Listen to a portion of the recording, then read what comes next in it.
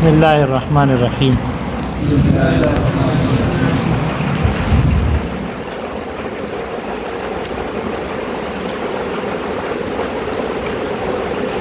الکلیات خمس، کلیات کتنے ہیں؟ 5۔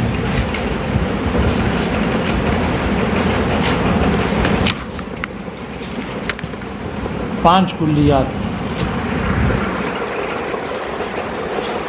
الکلیات خمس،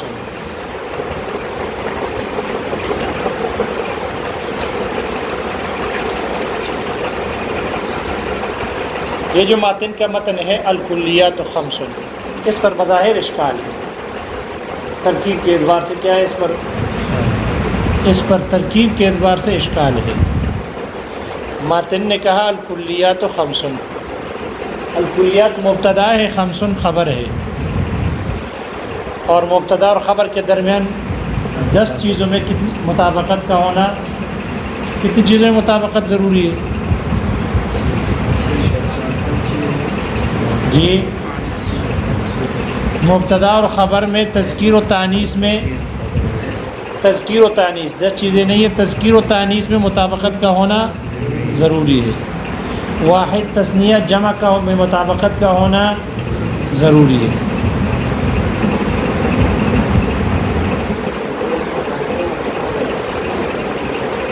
اس لیے 5 چیزوں میں مطابقت کا ہونا ضروری ہے مبتدا اور خبر میں، ٹھیک ہے۔ 5 میں بیعت وقت کتنی پائی جاتی ہے؟ 2 پائی جاتی ہے، ٹھیک ہے۔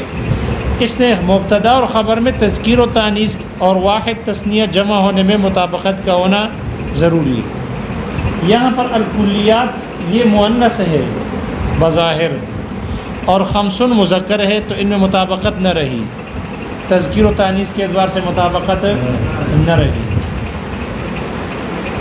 2 جواب ہیں اس کے۔ پہلا جواب یہ ہے کہ ان میں مطابقت ہے، مطابق ہے۔ یہ جو آپ کو کلیات مؤنث نظر آ رہی ہے، یہ الکلیات مؤنث کی جمع نہیں ہے، جمع مؤنث سالم نہیں ہے، یہ مؤنث کی جمع نہیں ہے، بلکہ یہ تو مذکر کی جمع ہے۔ کس کی جمع ہے؟ مذکر کی جمع ہے، کلی کی جمع ہے کلیات۔ تو کلیات کا واحد کلیتن نہیں ہے بلکہ کلیون ہے۔ جیسے کہ مرفوعات کی جمع، مرفوعات جو جمع ہے اس کا واحد مرفوعن ہے، مرفوعاتن نہیں ہے۔ منصوبات یہ جمع منصوبن کی ہے، نہ کہ منصوبتن وغیرہ وغیرہ۔ تو آپ کو جو یہاں جمع نظر آ رہی ہے بظاہر الف اور تا کے ساتھ جمع مؤنث نظر آ رہی ہے، یہ جمع مؤنث نہیں ہے، مؤنث کی جمع نہیں بلکہ مذکر کی جمع ہے۔ اس لیے خمسن خبر کو جو مذکر لایا ہے اس کے واحد مفرد کی لحاظ کرتے ہوئے لایا ہے، مؤنث ہے ہی نہیں، وہ بظاہر الف اور تا کے ساتھ جمع مؤنث نظر آ رہی ہے، لیکن وہ تو کلیون کی جمع ہے۔ کلیتن کی جمع ہوتی تو پھر مؤنث ہوتی، اس لیے مذکر کی جمع ہے۔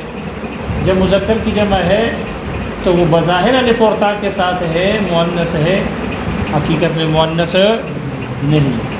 اس لیے خبر کو جو مذکر لایا گیا ہے اس کے مفرد کی رعایت کرتے ہوئے لایا ہے، اور اس کا مفرد ہوا ہے مذکر ہے، اس لیے خبر بھی کیا لایا ہے؟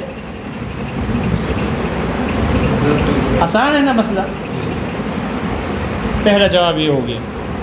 دوسرا جواب یہ ہے کہ آپ عدد اور معدود کے بارے میں ضابطہ پڑھ چکے ہو کہ عدد جو ہوتی ہے معدود کے 3 سے لے کر 10 تک مخالف ہوتی ہے، جمع مجرور مخالف ہوگی اور جمع مجرور ہوگی۔ معدود کو دیکھیں گے، معدود اگر مذکر ہے تو عدد کیا آئے گا؟ مؤنث۔ معدود اگر مؤنث ہے تو عدد مذکر ہے۔ تو بظاہر یہاں پر مصنف نے عدد اور معدود کے قاعدے کی رعایت کرتے ہوئے کلیات مؤنث تھا، معدود ہے، اس لیے عدد کو اس کے ساتھ ذکر کیا مذکر ہے، ٹھیک ہے۔ اور جواب سمجھ میں آ گیا؟ اس لیے کلیات مؤنث ہے اور خمسن کیا ہے؟ مذکر ہے۔ اور دوسرا جواب سمجھ میں آ گیا؟ البتہ ایک سوال اور ہوگا، ایک سوال یہ ہوگا کہ چلو ہم نے مان لیتے ہیں آپ کی بات ٹھیک ہے کہ الکلیات جمع ہے کلیون کی اور کلی مذکر ہے، تو مذکر کی جمع تو واو و نون کے ساتھ آتی ہے، کلیون مسلمون الف اور تا کے ساتھ تو نہیں آتی۔ اگر یہ اس کا واحد کلی ہے تو وہ اور مذکر ہے وہ، تو پھر اس کی جمع واو نون کے ساتھ آنی چاہیے تھی، الف اور تا کے ساتھ نہیں آنی چاہیے۔ پھر یہ الف اور تا کے ساتھ کیوں آ گئی؟ اشکال آ گیا سمجھ میں؟ اس کا جواب یہ ہے کہ یہ جو نحو کا ایک ضابطہ ہے، قاعدہ ہے، نحویوں کے ہاں ایک مسلمہ ضابطہ ہے، وہ یہ کہ جب مذکر لا یعقل، مذکر غیر ذوی العقول، اس کی جب صفت لانی ہو اور صفت کی جمع لانی ہو تو اس کی صفت جو آتی ہے وہ الف اور تا کے ساتھ۔ مذکر لا یعقل، مذکر غیر ذوی العقول، اس کی جب صفت لانی ہو تو اس کی صفت کی جب جمع لانی ہو تو اس کی صفت کی جمع الف اور تا کے ساتھ آتی ہے۔ اس کی صفت کی جمع، مذکر لا یعقل کی صفت کی جمع الف اور تا کے ساتھ آتی ہے۔ جیسے کہ یوم ہے، یوم مذکر ہے، اس کی جب ہم جمع لاتے ہیں الایام، یہ غیر عاقل ہے، اس کی جب ہم صفت لائیں گے تو اس کی صفت الف اور تا کے ساتھ آتی ہے۔ الایام الخالیات، گزشتہ ایام۔ الخالیات یہ جمع ہے خالی کی، نہ کہ خالیتوں کی۔ یا الایام الماضیات، یا الایام الجاریات، جاری کی جمع ہے، کس کی جمع ہے؟ جاری کی جمع ہے، یہ ماضی کی جمع ہے، ماضیتن کی نہیں ہے۔ تو چونکہ نحویین کے ہاں یہ مسلمہ اصول ہے کہ جب بھی غیر ذوی العقول کی صفت جمع کی صفت لائی جاتی ہے، غیر ذوی العقول جمع کی جب صفت لائی جاتی ہے تو وہ الف اور تا کے ساتھ آتی ہے، الف تا کے ساتھ آتی ہے۔ اس لیے یہاں پر بھی جو الکلیات ذکر کیا گیا ہے، الکلیات یہ صفت ہے لفظ کی، الالفاظ الکلیات، تو یہ کلیات یہ صفت ہے، اس لیے اس کی جمع کیا لائیے، یہ صفت بن رہی ہے غیر ذوی العقول کی جمع کی صفت ہے، یہ الف اور تا کے ساتھ آئی ہے، لانی چاہیے تھی وہ نون کے ساتھ، لیکن یہاں جو لائی ہے غیر ذوی العقول کی جمع کی صفت لائی ہے اور وہ الف اور تا کے ساتھ ہوتی ہے۔ کچھ مسئلہ سمجھ میں آ گیا؟ کچھ کلیات 5 ہے، کلیات کتنی ہے؟ 5۔ یاد رکھنا اولاً کلی کی 2 قسمیں ہیں، اولاً کلی کی 2 قسمیں ہیں، کلی یا تو نفس الامری، کلی یا تو نفس الامری ہوگا یا کلی فرضی ہوگا، کلی یا تو نفس الامری ہوگا یا کلی فرضی ہوگا۔ تو کلی کی 2 قسمیں ہیں، کلی نفس الامری یا کلی واقعی، اور دوسرے ہے کلی فرضی۔ کلی نفس الامری اس کلی کو کہتے ہیں جس کا وجود فرض فارض یا اعتبار معتبر سے اس کا وجود ثابت نہ ہو۔ کلی نفس الامری یا کلی واقعی اس کلی کو کہتے ہیں کہ جس کا وجود فرض فارض، فرض کرنے والے کے فرض کرنے سے، یا اعتبار معتبر، اعتبار کرنے والے کے اعتبار کرنے سے اس کا وجود ثابت نہ ہو، اس کو کہتے ہیں کلی نفس الامری یا کلی واقعی۔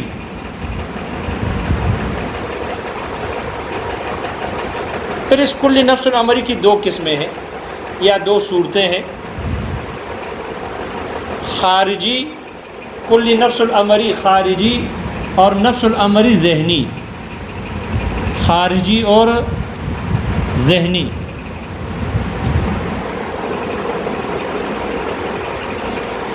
کلی نفس الامری خارجی وہ کلی ہے کہ جس کا وجود، جس کلی کے افراد خارج میں موجود ہوں، نفس الامر میں خارج میں ان کے افراد موجود ہوں، اس کو کہتے ہیں یہ کلی نفس الامری یا کلی واقعی خارجی ہے۔ جیسے انسان ایک کلی ہے، یہ ایسی کلی ہے جو نفس الامری ہے، اس لیے کہ اس کے افراد خارج میں موجود ہیں۔ یہ کلی ہے، افراد کے اعتبار سے ان کے جو افراد ہیں فرض نہیں کیے گئے، کسی فرض کرنے والے کے فرض سے اس کے افراد ثابت نہیں، اس کلی کا وجود فرض کرنے والے کے فرض کرنے سے یا اعتبار کرنے والے کے اعتبار کرنے سے اس کا وجود ثابت نہیں، بلکہ خارج میں نفس الامر میں واقعتاً میں موجود ہے۔ دوسری قسم ہے کلی نفس الامری ذہنی، یہ وہ کلی ہے کہ جن کے افراد خارج میں تو اگرچہ ایک ہو لیکن اس کے افراد ذہن میں بکثرت موجود ہو سکتے ہیں، ممکن ہے۔ وہ کلی نفس الامری ہے کہ جن کے افراد خارج میں اگرچہ ایک ہو لیکن ذہن میں اس کے افراد بہت سارے ممکن ہیں، ایسی کلی کے افراد ذہن میں ممکن ہیں، اس کو بھی کلی نفس الامری کہا جاتا ہے۔ جیسے سورج ہے، سورج ایک کلی ہے، اس کے خارج میں فرد ایک ہی ہے لیکن ذہن میں اس کے بہت سارے افراد ممکن ہیں۔ قمر ہے، چاند، خارج میں ہمیں اس کے بظاہر فرد ایک ہی ہے اس ہمارے کرۂ ارض میں، لیکن ذہن میں اس کے بہت سارے افراد ممکن ہیں۔ اس لیے سائنسدانوں کی تحقیق کے مطابق دوسرے کرۂ ارض پر چاند کے بہت سارے افراد موجود ہیں۔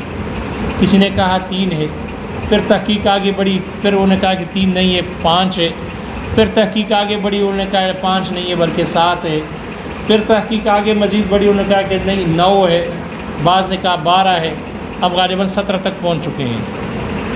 17 چاند ہیں بعض کرۂ ارض میں، بعض قرات میں، کرۂ ارض میں نہیں، کرۂ ارض تو یہ ہے، بعض قرات میں۔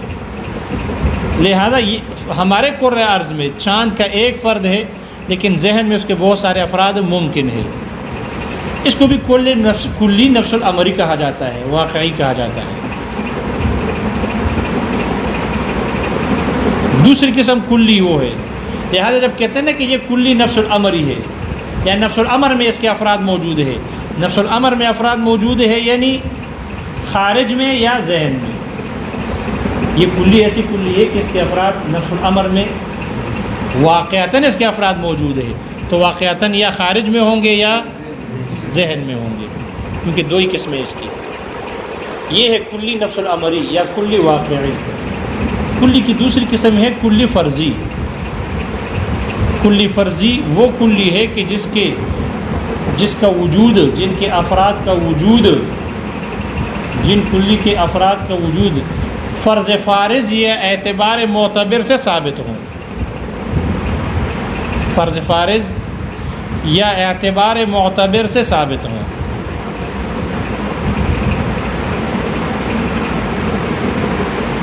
جیسے کہ کلی ہے لاشے کلی ہے، لا ممکن، لا موجود، یہ کلی ہے، اس کے افراد نفس الامری نہیں ہے، یہ نہ خارج میں ہے نہ ذہن میں ہے، بلکہ فرض فارض سے ثابت کی جاتے ہیں، فرض فارض سے ان کے افراد کو ثابت کیا جاتا ہے، اس لیے یہ ایسے کلیات کو کہا جاتا ہے کلی فرضی۔ تو کلی کی 2 قسمیں اولاً ثابت ہو گئی، کلی نفس الامری اور کلی فرضی۔ یہ جو کلی نفس الامری ہے اس کے افراد خارج میں ہوں گے، ٹھیک ہے، اس کی وجہ حصر ان کی 5 قسمیں ہیں۔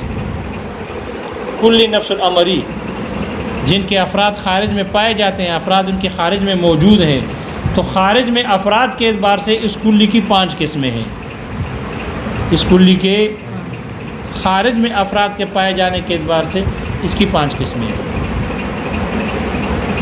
یہ کلی اپنے افراد کی یا تو عین حقیقت ہوگی یا جز حقیقت ہوگی یا اپنے افراد کی حقیقت سے خارج ہوگی.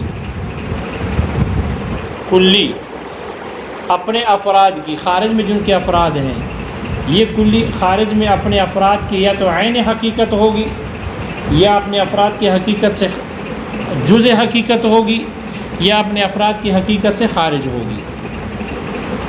اگر یہ کلی خارج میں اپنے افراد کی عین حقیقت ہو تو اس کلی کو کہا جاتا ہے، وہ افراد کی طرف نسبت کرتے ہوئے اس کلی کو کہا جاتا ہے نوع. یہ کلی کیا ہوتی ہے؟ نوع کہلاتی ہے. جیسے انسان ہے، انسان ایک کلی ہے. کلی اس کلی کے خارج میں افراد ہے زید، عمر، بکر، خالد، جمیل وغیرہ، اور یہ کلی اپنے افراد کے عین حقیقت ہے، اپنے افراد کی عین حقیقت ہے.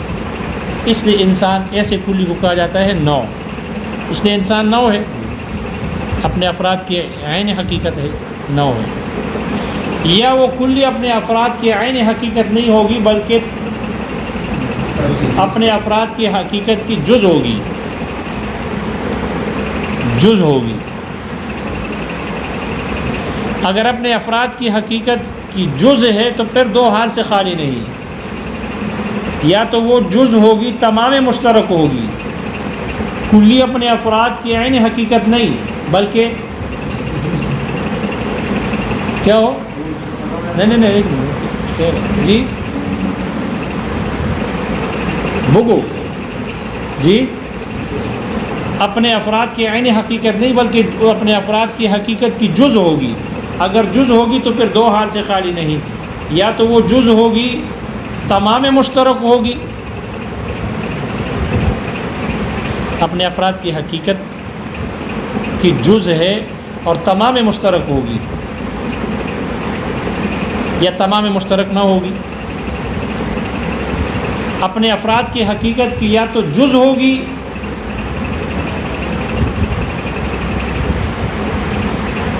جز یعنی تمام مشترک ہوگی، یا جز مشترک ہوگی، تمام مشترک نہیں ہوگی بلکہ جز مشترک ہوگی. اگر تمام مشترک ہے یا جز مشترک ہے تو اس کو کہتے ہیں جنس. اسے کہتے ہیں تو وہ کلی اپنے افراد کے لیے جنس ہوگی. جو کلی اپنے افراد کی عین حقیقت نہ ہو بلکہ جز حقیقت ہو، حقیقت کا جز ہو، تو یا تو جز مشارک ہوگا، پھر تمام مشترک ہوگی، جز تمام مشترک ہوگی، یا جز بعض مشترک ہوگی. تمام مشترک ہو یا بعض مشترک ہو، اس کلی کو کہا جاتا ہے جنس. اس کلی کو کیا کہا جاتا ہے؟ جنس. اور اگر وہ کلی اپنے افراد کی عین ماہیت عین حقیقت نہ ہو اور جز مشترک بھی نہ ہو بلکہ جز ممیز ہو، جز ممیز ہو، تو پھر اس کلی کو کہا جاتا ہے فصل. اس کلی کو کہا جاتا ہے. پہلے کی مثال جیسے کہ حیوان ہے. حیوان اپنے افراد، انسان، غنم، بکر، فرس وغیرہ، یہ حیوان اپنے افراد کے لیے تمام عین حقیقت تو نہیں ہے لیکن حقیقت کا جز ہے، تمام مشترک ہے. اس لیے حیوان جنس ہے، جنس. اور اگر وہ کلی اپنے افراد کی تمام مشترک ہے، اس کے حقیقت کے تمام مشترک نہ ہو، جز مشترک نہ ہو بلکہ جز ممیز ہو، اپنے فرد کو دوسرے افراد سے جدا کرنے والا ہو، تو اس کو کہا جاتا ہے فصل. جیسے کہ ناطق انسان کے اندر، یہ ناطق جو انسان کے اندر ہے یہ اس انسان کو دوسرے افراد غنم بکر سے جدا کرنے والا ہے. اس لیے ایسے کلی کو کیا کہا جاتا ہے؟ فصل. جنس، نوع اور فصل. کلی اپنے افراد کی عین حقیقت، کلی اپنے افراد کی حقیقت میں داخل ہوگی یا کلی اپنے افراد کی حقیقت سے خارج ہوگی. اگر کلی اپنے افراد کی حقیقت سے خارج نہ ہوگی یا ہوگی.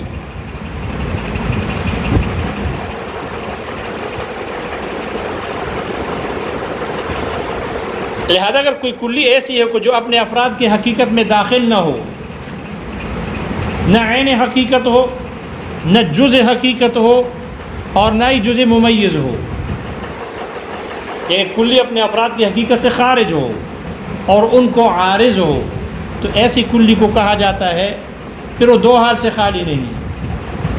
وہ کلی یا تو ایک حقیقت رکھنے والے افراد کو عارض ہوگی یا بہت سارے حقیقت رکھنے والے افراد کو عارض ہوگی. اگر ایک حقیقت رکھنے والے افراد کو عارض ہو تو اسے کہتے ہیں خاصہ، اسے کہتے ہیں خاصہ.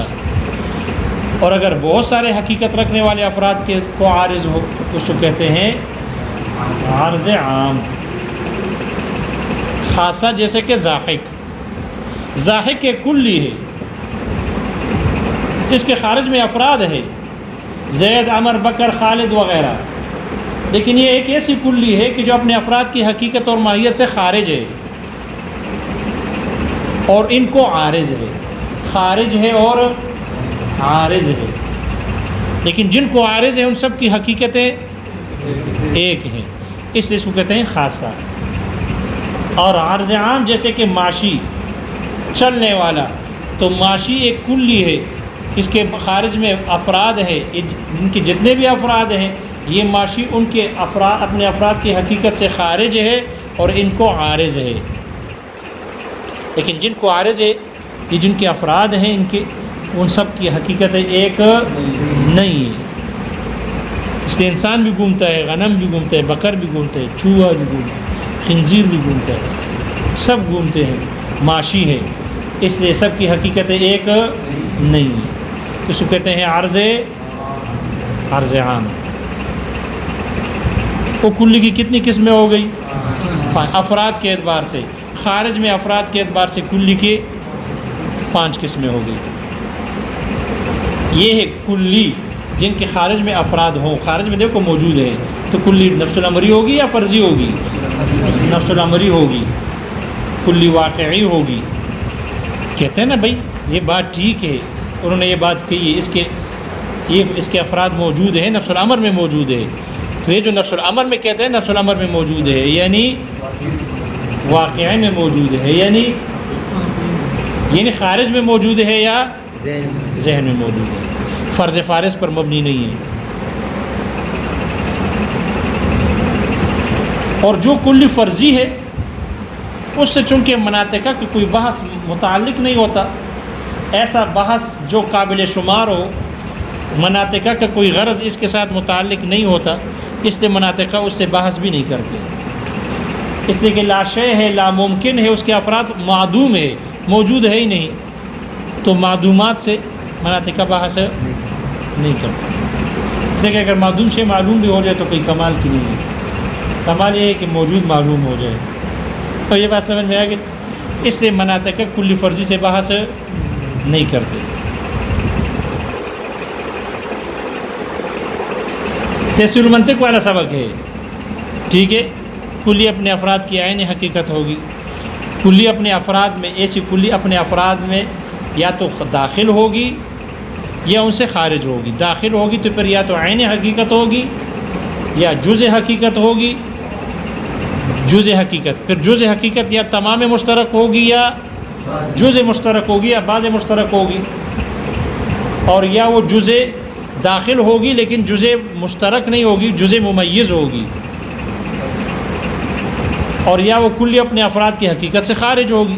تو خارج اگر ہوگی تو پھر ان خارج ہو کر ان کو عارض ہے، تو پھر یا تو ایک حقیقت رکھنے والے افراد کو عارض ہوگی یا بہت سارے حقیقت رکھنے والے افراد کو. اگر ایک ہے تو خاصہ ہے، اگر سب ہے تو مختلف حقیقت والے ہیں تو عارض عام. یہاں ایک بات آ گئی کہ کلی اگر اپنے افراد کی عین حقیقت نہ ہو بلکہ جز حقیقت ہو تو وہ جز حقیقت یا تمام مشترک ہوگی یا بعض مشترک ہوگی. یہ جو تمام مشترک ہے اس کو سمجھو. تمام مشترک جیسے جنس یہ جنس ہوتا ہے. ہمیشہ یاد رکھنا جنس اپنے افراد ان کے افراد 2 ہوں یا ان کے افراد 1000 ہوں، یہ اپنے افراد کی عین حقیقت تو نہیں ہوتی، لیکن یہ اپنے افراد کی جزء تمام مشترک ہوتی ہے، جزء تمام مشترک ہوتی ہے.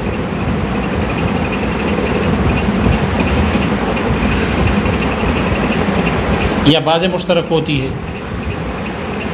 تمام مشترک یا بعض مشترک. کیسے تمام مشترک اور بعض مشترک ہوگی؟ دیکھو تمام مشترک کو سمجھو. ہم نے کہا کہ حیوان ایک ایسی کلی ہے کہ ان کے جو افراد ہے، ان کے افراد میں انسان ہے، ان کے افراد میں فرس ہے، ان کے افراد میں حمار ہے، وغیرہ وغیرہ. یہ ایک ایسی کلی ہے کہ جو اپنے افراد کے عین حقیقت تو نہیں لیکن ان کے جزء حقیقت ہے. اس طرح کہ انسان کی حقیقت کیا ہے؟ حیوان ناطق. فرس کی حقیقت کیا ہے؟ حیوان ساحل. حمار کی حقیقت کیا ہے؟ حیوان ناحق. بکر کی حقیقت کیا ہے؟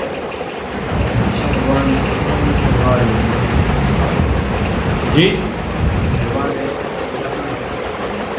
حیوان ذو نہیں حیوان ذو خوار. قرآن مجید میں ہے نا وَكَانَ لَهُ خُوَارٌ وَكَانَ لَهُ خُوَارٌ. دیکھو منطق قرآن سے ثابت ہے. اس نے جو نہ مانے تو بکر کی حقیقت حیوان ذو خوار اور غنم کی حقیقت حیوان ذو رغا. حیوان ذو رغا وغیرہ وغیرہ.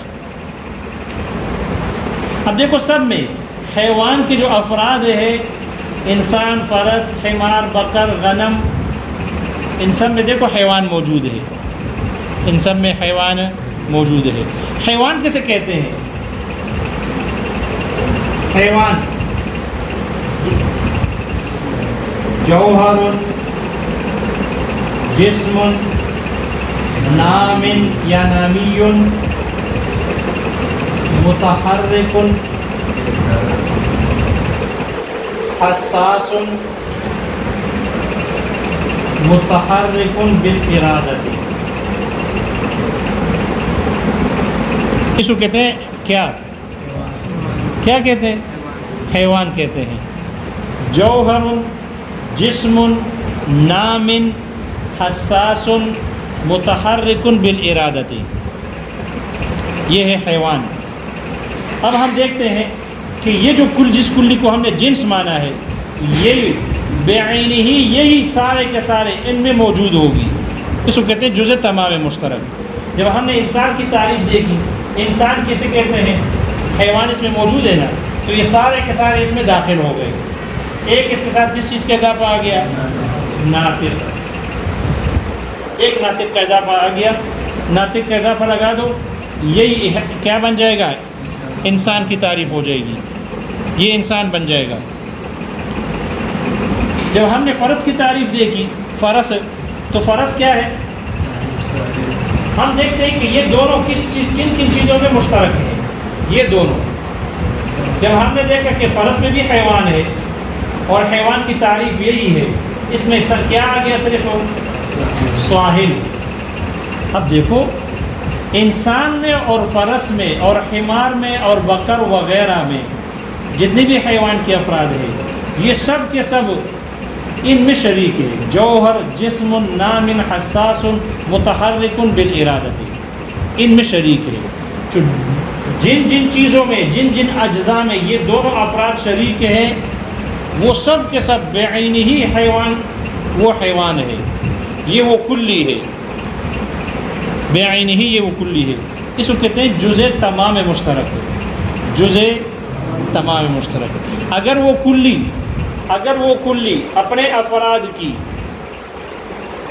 جزء ہو اور تمام مشترک ہو، یعنی وہ دو افراد جن جن چیزوں میں دنیا میں شریک ہیں وہ سب بعین ہی اسی کلی میں ہو، بعین ہی یہ وہ کلی ہو، اس کو کہتے ہیں جزء تمام مشترک، جزء تمام مشترک۔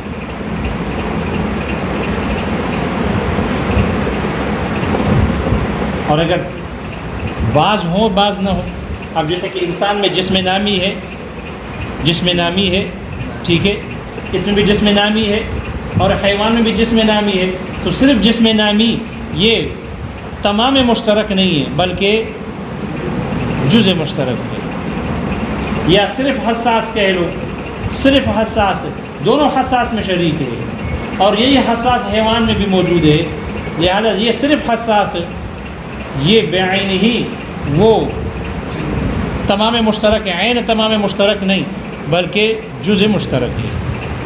اور تمام مشترک اور جزء مشترک سمجھ میں آ گیا؟ دیکھو کتاب میں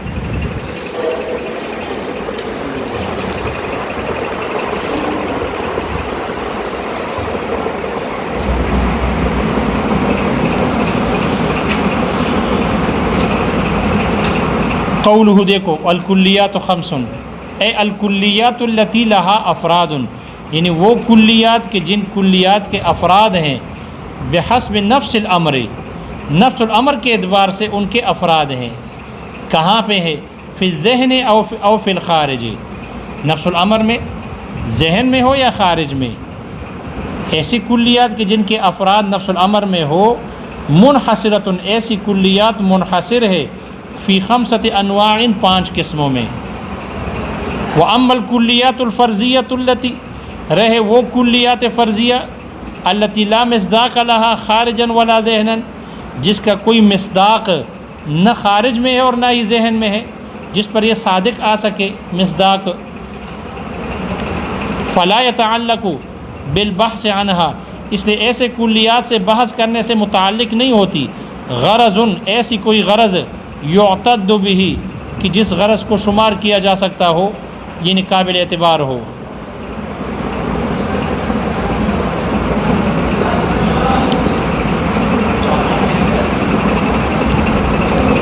اس لیے اس سے بحث متعلق نہیں ہوتی، ایسی بحث، ایسی غرض کہ جو قابل شمار ہو، اس سے متعلق نہیں ہوتی۔ ثم الکلی، پھر جو کلی ہے، اذا نسب الی افرادہ المحققۃ، جب اس کو منسوب کیا جائے اس کے ثابت شدہ افراد کی طرف، فی نفس الامر، نفس الامر میں جو ان کے افراد ثابت ہیں ان کی طرف جب اس کلی کو منسوب کیا جائے، فإما ان یکون عین حقیقت تلک الافراد، یہ کلی یا تو انہی افراد کے حقیقت کی عین ہوگی، اگر عین ہے وہو النوع، تو وہ نوع ہے وہ کلی، او جزء حقیقتها، یا اپنے افراد کی حقیقت کی جز ہوگی، اگر جز ہے فإن کان تمام المشترکی، تو پھر اگر وہ تمام مشترک ہوگی، فإن کان تمام المشترک بین شیء منها، اس کلی کے افراد کے درمیان میں سے ایک فرد کے، و بین بعض آخر، اور دوسرے فرد کے درمیان میں اگر تمام مشترک ہوگی، فہو الجنس، تو وہ جنس ہے۔ فإن كان تمام المشترک بین شیء منها، شیء منها اے بین فرد منها، ان کے ایک فرد، و بعض، و بین بعض آخر، اور اس کے دوسرے فرد کے، فہو الجنس، تو وہ جنس ہے۔ وإلا فهو الفصل، وگرنہ پھر وہ فصل ہے۔ ويقال لهذه الثلاثة، اور ان 3 کلیات کو کہا جاتا ہے ذاتیات، ان کو ذاتیات کہا جاتا ہے۔ یہ وہ کلی کے جو نفس الامر میں اپنے افراد کی عین حقیقت ہو، او خارجا عنها، یا اپنے افراد کی حقیقت سے خارج ہوگی یہ کلی۔ ويقال له العارضی، اور اس کو عارضی کہا جاتا ہے۔ فإما أن يختص بأفراد حقیقت واحدۃ، پھر یہ کلی یا تو خاص ہوگی، اب ایک ہی حقیقت رکھنے والے افراد کے ساتھ خاص ہوگی، او لا یختص، یا خاص نہ ہوگی ایک حقیقت رکھنے والے افراد کے ساتھ۔ فالاول، جو پہلا ہے، هو الخاصۃ، وہ خاصہ ہے، والثانی هو العرض العام، اور دوسرا جو ہے وہ عرض عام ہے. فہذا دلیل انحصار الکلیات فی الخمسۃ. شارح کہتے ہیں یہ دلیل ہے کلیات کا 5 میں منحصر ہونے کی دلیل ہے. بات بہت سیدھی سادی سی ہے، اس لیے اس کو ٹیڑھا نہ کرو.